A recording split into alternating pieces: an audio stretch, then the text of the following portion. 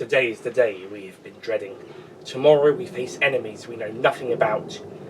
One team, against all odds, thriving to just be one step ahead.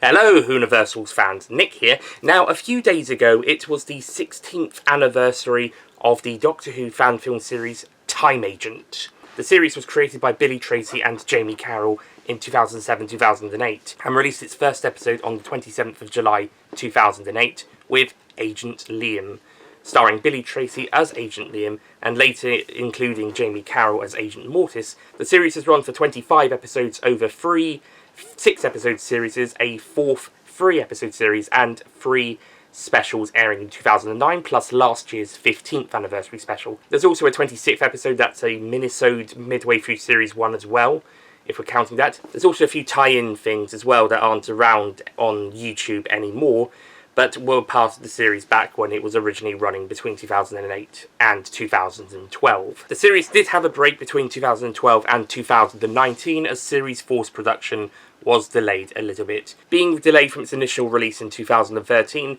to the 3 episodes, as opposed to the originally planned 6, being released in 2019, 2020 and 2022. The last episode being severely delayed due to the COVID-19 pandemic, delaying it further than the previous 2. But this did mean that we were able to get the 15th anniversary special last year, the Lone and Level Sands, which at the end of that confirms that there would be a 5th series which will be 6 episodes long, just like the first 3. Series 4 was also given the subtitle of Divinity for its over-length title, and Series 5 will similarly have an overarching title, that being Legacy. A bit like how Torchwood has Children of Earth and Miracle Day for its overarching titles for Series 3 and 4 of that show, or the Trava Time Lord for Classic Doctor Who Season 23, and Flux for Revival Doctor Who Series 13. Legacy is set to start releasing around the later half of 2024, possibly maybe towards the autumn or the late end of summer, depending on how finished the first episode is. But we can expect the final 6 episodes of the series to make us a round 31, 32, counting Liam's lessons to minisode from Season 1. And it's likely that the series will probably go into 2025 as well, so that makes a run of 17 years, although with a 6 or 7 year gap. But in this video I shall be providing my top 5 predictions for Time Agent Series 5, Legacy, and we'll see if any of them come true, or if some of my theories are on the ball, or we'll see how it goes down when the series actually comes out. But as of time of recording this video, at the end of July 2024, prior to Series 5's being released, let's dive in with my top 5 predictions for Time Agent Legacy. Number 1. Lizzie Bishop is Liam's daughter Elizabeth, first mentioned and shown as a baby in Series 3, Episode 5, Sins of the Past. And in Series 6, they're going to meet each other, get to know each other, and Lizzie is going to find out about Liam's life, her mother Katrina Mills, who we saw in Series 2 and 3. She was a villain at the end of Series 2. And then in the flashbacks for Series 3. And she's going to find out what happened to her. She's going to find out that, spoiler alert, Liam killed her in that Series 2 finale. And then if they were absent from her life and what he's been doing, they might have a rift because of his absence or because he killed her mother. Even if though she was a villain, that would still be quite shocking to someone. And they might have a bit of a rift because of what they find out. And eventually they may have to patch things up and then get back together. So my theory is that Episode 1, they don't really know precisely about each other. Maybe they meet, but it's unlikely that they really know anything about each other beyond when they first meet each other. And then end of Episode 1 or in Episode 2 is when we get they realise who each other are. And then Episode 3 we see them getting to bond and getting to know each other, and Liam explains where he's been, Lizzie tells her about her life. But then we get the stuff that draws a rift, such as Liam killing Katrina, and the amount of time he's absent and not looking for her could draw a rift between them, and that could be where episode 3 ends. Episode 4, they start patching things up and perhaps are back to being a closely knitted unit by the end of the episode or start of episode 5. Maybe the events of episode 4 bring them closer together, and that's why they make up. And then episodes 5 and 6, they are a close-knitted father-daughter unit before the finale, which I would not be surprised if it killed either of them off. I wouldn't be surprised if Series 5's finale killed off quite a few characters. We did get a fake-out death for Liam in Series 3, which was initially going to be the finale, at the time, before it would continue to Series 4. And for a long time it ended up being the finale, but left open-ended more. So it's possible Series 5, if it is the final season, the final 6 episodes, we could have a definitive finale, much like how Judgment Day was initially planned to be. So I wouldn't be surprised if Liam died for real this time, or Lizzie, or one of the other characters did. It's possible that alternatively they could be given a happier ending, where they not necessarily they're together, because Lizzie is now in university. She's going to be an adult. She's going to live her own life. She might meet someone and have a relationship with them, have a family with them, etc., etc. So what might be more likely is that they're going to be close with each other, and like maybe Liam stays on 21st Century Earth. Think like how the 14th Doctor stays with Donna Noble's family in The Giggle, for example. But they get a happy ending where they're more or less still together as a father-daughter unit. So I think that's sort of what we're going to get with the finale. We're either going to get someone's going to die, one of them is going to die, maybe even both, or if it's not either of them, then they're going to have some sort of a happy ending together where there's a close father-daughter relationship, even if the daughter's got her own life to lead moving forward, because she's now an adult. But now that she's reconnected with her real father, then they're going to be close with each other. My second prediction is Mortis escapes his captors in an epic action scene. So most of these predictions are based either from information we've been given in previous episodes of the series, or what's been revealed in the Time Agent News WordPress news article about the Series 5 announcement back in October, or the cast list that was revealed in the end of October, start of November last year, 2023. On the 25th of October, they did the Facebook page with the name and and then the cast was announced each day from the 26th of October to the 1st of November. 7 main characters, 4 returning male characters, 1 returning female character but played by a new actress, because that's Lizzie Bishop. She was a child in Series 4, now she's at university age in this series, and then 2 other female characters as well.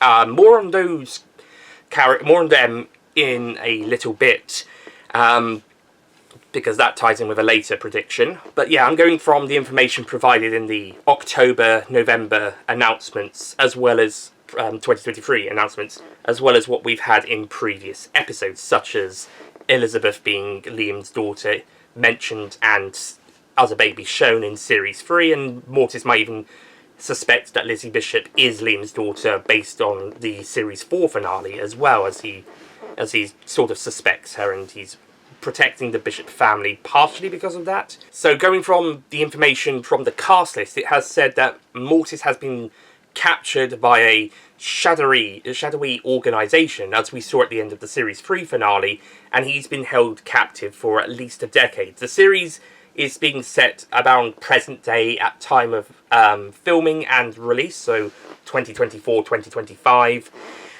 Series 4 was originally supposed to be set in 2013, as when it would have originally aired, and it's still technically set in 2013, so as originally planned, it's still set roughly 18 months after Series 3, which takes place in 2011, which is when, apart from the final episode, which was start of 2012, was when that series aired. So yeah, released on YouTube. So because they're doing the time jump to get back to present-day set episodes, as Series 4s were released in 2019, 20 and 22, but still set in 2013. Maybe start of 2014 for the last one, but let's say 2013 for now. So we're now jumping, let's say 11 years at least for the first episode, if we 2013 to 2024. So if we say roughly 10 to 12 years for the series time jump, which firstly explains why Lizzie Bishop has been aged up to university age as opposed to being a little girl as we saw in Series 4. So Mortis has been held captive for 10 to 12 years by this shadowy organisation, and it's possible he has been subdued in some way, like with like a chemical or poison, or he's been beaten really badly, or he has just lost the will to escape. Otherwise he probably would have escaped years ago. But Liam's return and or Lizzie being in danger, or maybe he was being blackmailed because Nidge is still alive, Robin's still out there. I don't know what happened to Jennifer. We didn't see her get killed. Her fate's a bit of a mystery at this point. Stan the hologram is gone by the looks of it, unless he makes a surprise return. And Gabriel Messenger, the other time agent in main character for Series 4, is dead, but that happened before the ending, so that's not his death hasn't got anything to do with that. So yeah, Mortis has been trapped there, and he could easily escape if he wasn't subdued or blackmailed or forced to stay there, or he's given up on the will to live. But if he finds out maybe Nidge is in danger, or Robin, or the fact Liam's back, or something to do with Lizzie, then maybe he breaks out. Alternatively, and what is more likely, is that Liam or Nidge or Robin are going to help him escape. And we know that the superhero, who I believe is being called Darkwing, there's a character called Darkwing mentioned in the cast list. Not a casting of them, it's more like characters connected to him, or them. But I believe it's the superhero character introduced at the end of The Hand That Mocked Them, the second episode of Series 4, and then played a bigger role in the third episode, The Shattered Visage. And he helps Mortis evade getting shot, but Mortis gets captured anyway, so maybe Darkwing knows where Mortis is, and he's able to point people in the right direction to where to rescue him. Maybe he and his sidekick, who doesn't like to be called a sidekick according to the casting announcement description, come and help Liam or Robin or Nidge or Lizzie even break Mortis out of the facility. This could be the plot of the first episode alongside Lizzie's introduction to the Time Agent world, or it could easily be the opening of episode 2. This could be I mean, he'd probably still be in episode 1 even if he wasn't escaping till episode 2, just to accept where he is now.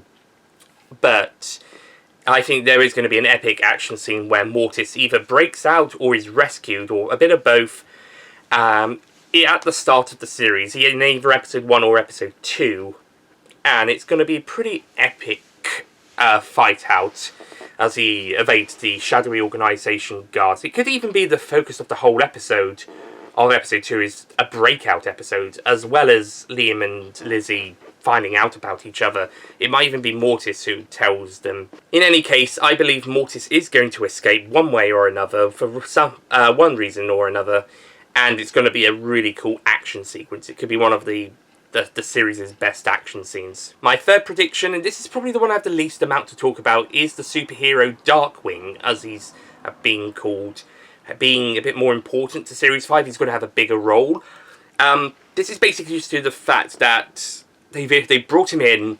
He looks like he's going to, in Series 4, but he didn't have a huge amount to do in that one because they're keeping him under wraps.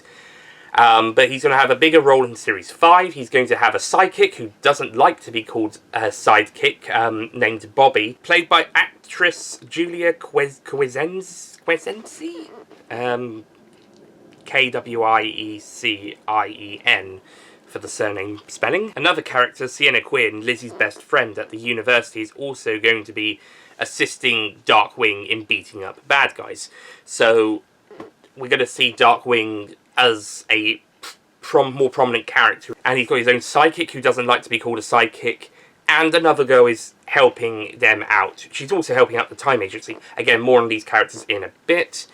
But yeah, he looks like he's going to be a bigger role character in the series. Maybe he'll even join the Time Agency team, or will be a key ally to them, much like the unit was in Series 2 and 3. Well, I say what a unit was. Colonel Radcliffe Natesmith, specifically. Yes, Robin was working for Unit in Series 3, but that was undercover. But yeah, Darkwing's involvement's going to be interesting, and we'll see how it ties in, and who's under the mask and wearing the trophy. There was a hint to a character maybe being the identity of Darkwing in the final episode of Series 4, but we're probably not going to find out until at least halfway through the series who they are.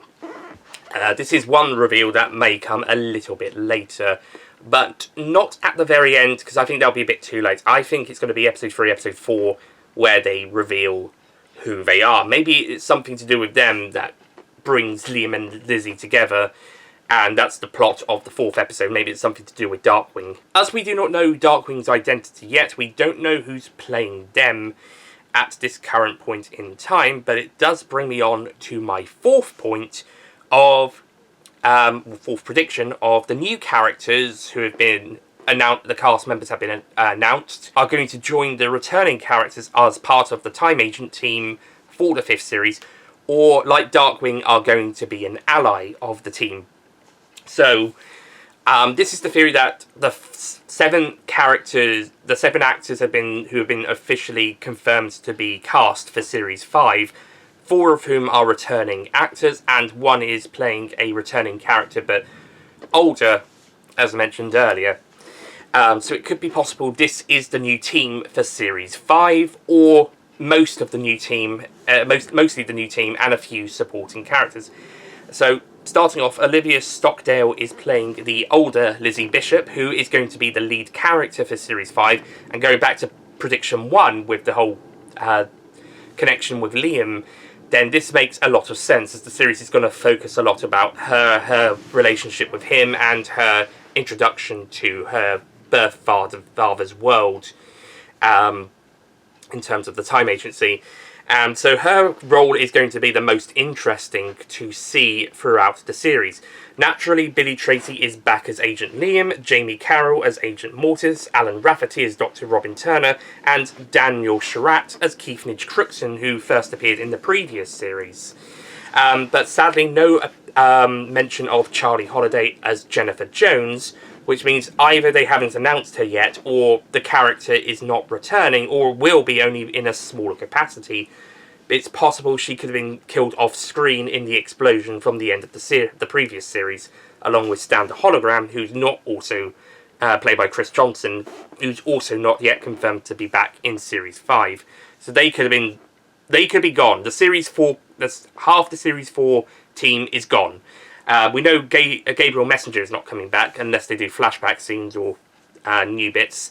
So Andy Flower's not been confirmed to be in the cast. So as far as I'm aware at time of recording, Jennifer Jones is yet to return to Time Agent, or is yet to be confirmed to be returning to Time Agent, played by Charlie Holiday or another actress taking over the role. So it's possible she was killed in the explosion at the end of Series 4 that Nidge and Mortis managed to escape. Which is a shame, because she was quite a fun character in the small time she had, and also she and Gabriel Messenger to it as well didn't really get an awful lot of time, because the series was reduced to 3 episodes. So I feel like we didn't get enough time with those 2 characters, but maybe it's due to actor availability. They aren't able to bring back Charlie Holiday to play the character, and they don't want to recast. So they say, oh, she died in the explosion, and we bring some new characters instead. Which makes a lot of sense, but it is a bit of a shame, because we only got her and Gabriel for 3 episodes, and whilst Gabriel's story sort of is wrapped up and done, Jennifer could have stuck around for another series, but at the time of recording, it doesn't look like she's back yet. So, it's theoretically possible she could return later down the line. Same for other characters who aren't yet confirmed to be back, like Mayor Charles and Lady Jane Bishops, despite what happened to Charles at the end of the previous series. But they could still come back. The editor of the Darkchester Echo could come back. it's confirmed we got flower aliens coming back, so we got our first confirmed monster of and alien of the series. But yeah, there's a couple of people who aren't confirmed back yet. The guy running the unit operations in Series 4 isn't back. One of these sneaky reporters isn't back yet. That was trying to expose Charles Bishop in that series, in the previous series. Mr. Radcliffe Natesmith, formerly Colonel from Series 2 and 3, could come back as well. And there's another character I'm going to mention in the next prediction who is almost certainly got to come back, for the finale at least. But more on that in a moment. The final cast members that are confirmed are Emilia Lee as Sienna Quinn, who is Lizzie's best friend, and helps out Darkwing, the superhero, and also apparently helping the Time Agents, or really interested with the Time Agents. And by the looks of it, according to the cast list on Facebook, and character description, it says she gives packets of crisps to flower aliens. Okay, that's interesting. That's actually something a lot like what Dan the Cyborg would do. Or Keith Crookson, if it meant that it wouldn't kill him. But yeah, and then the last character is the aforementioned Bobby, played by Julia Kowensky, who is more or less the streetwise and sassy sidekick who doesn't like being called a sidekick to Darkwing. She's probably the least likely character to join the team out of the ones mentioned. If Darkwing isn't on the team, she's probably more likely just working with him. But Sienna could easily join the team, and Lizzie's almost certainly likely to join the team. Dr. Robin Turner might not be on the team full time, but he might be a secondary key character like he was in the Series 4 finale. So, yeah, I think the team is going to consist of, once they all get back together, once Liam's back on Earth, once Mortis is out of once Mortis has escaped, and once Lizzie has joined up with all of them, it's going to be Liam, Mortis, Lizzie, possibly Midge, possibly Robin, and possibly also Sienna, maybe also Bobby and Darkwing to a lesser extent. And again, these are just the characters and cast confirmed as of November 2023, and as of the end of July 2024, or at least that time of recording on the 29th. I mean, this could easily change by the time the video goes up, or right afterwards. But by the 29th of July 2024, that is the cast confirmed for their respective characters, and we can also predict Darkwing's appearance in the Series 2, as well as also the flower aliens. As for anybody else, it's yet to be seen, but there is one character who I think will be back, at least in the series finale. And that brings me on to my fifth and final prediction of this video, and that is the Executive, the main villain from Series 3, will return in the finale, or towards the end of the series, and the Time Agents have to band together to defeat him again and prevent a second Judgment Day, or a delayed Judgment Day. So in Series 3, Liam, Mortis and Robin were trying to prevent Judgment Day from happening, otherwise the future that Liam and Mortis come from, as well as Katrina Mills and Series 3 original character Agent Obadiah and Captain Tobias, who was under the identity of Jerry Smith prior to then, came from, and where Lizzie's originally from as well. So when she'll find out all about that as well when she meets up with Liam and Mortis. And then towards the end of the series, maybe, the series could be building to it, but in the final 1, 2, 3 episodes, I'm going to go with the final 2, because if the first 4 and maybe more standalone adventures, and then maybe during episode 5 things are building up to the climax, which episode 6 will focus on. And then I think episodes 5 and 6, and definitely episode 6, are going to be a second Judgment Day, because Liam and Mortis did prevent Judgment Day in Series 3. That was the whole point of that series. But the Executive still escaped, and it's possible that he could come back, and there's some sort of new way for Judgment Day to still happen. It's just been delayed. But if you think back to the Terminator films, which have their own Judgment Days, Terminator 2, they think they prevented Judgment Day, but Terminator 3 then reveals that they've actually only delayed and postponed it. But unlike in Terminator, this time they actually are able to prevent Judgment Day the second time round, the second Judgment Day, and even if it's been delayed, postponed from Series 3, because they stopped it then, but the executive's still out there, so he might be trying again. So the Series 5 finale, and maybe the episode before as well, could be dealing with stopping him and preventing Judgment Day and preventing that future from coming once and for all, etc. And by the end of the series, I'm predicting they're going to succeed. The executive will be defeated, captured, and all his powers are stripped of him, and he's able to be killed or die off naturally. And then we get the happy ending, or a happy ending for some of the characters, possibly. But I definitely think they are going to face the executive in the season 5 finale, or series, or the final 2 episodes of the series.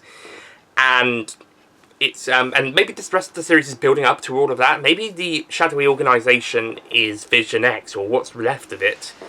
But the series is going to have quite a bit on its plate anyway before building up to that conclusion. But then again, Series 3 and 4 sort of had a similar thing.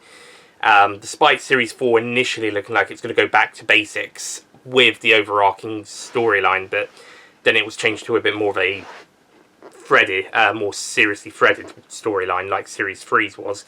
So Series 5 could start out as going back to basics with an overarching theme, or storyline connecting to them together. So sort of a mix of Series 2 and Series 4.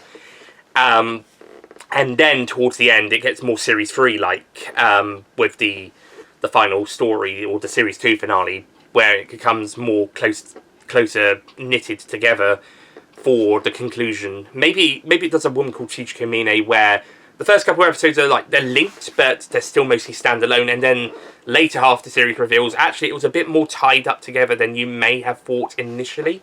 That's certainly how it felt for me when I first watched the series. It was a bit more obvious, it was a bit more connected on the second time I've seen that series.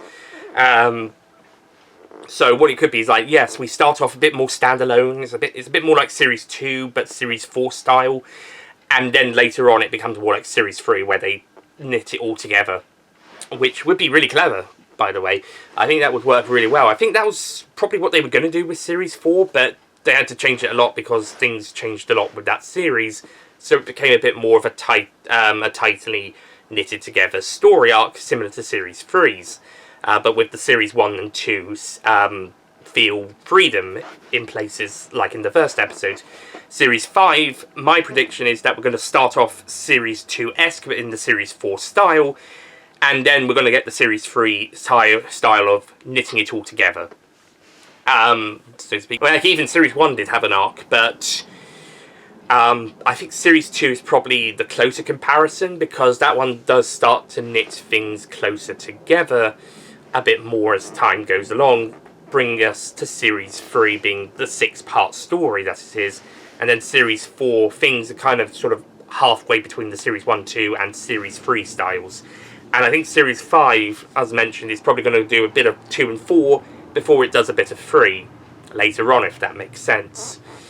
Maybe a little bit of 1 in the middle, but or 1, 2 to start with, and then goes to 4 in the middle.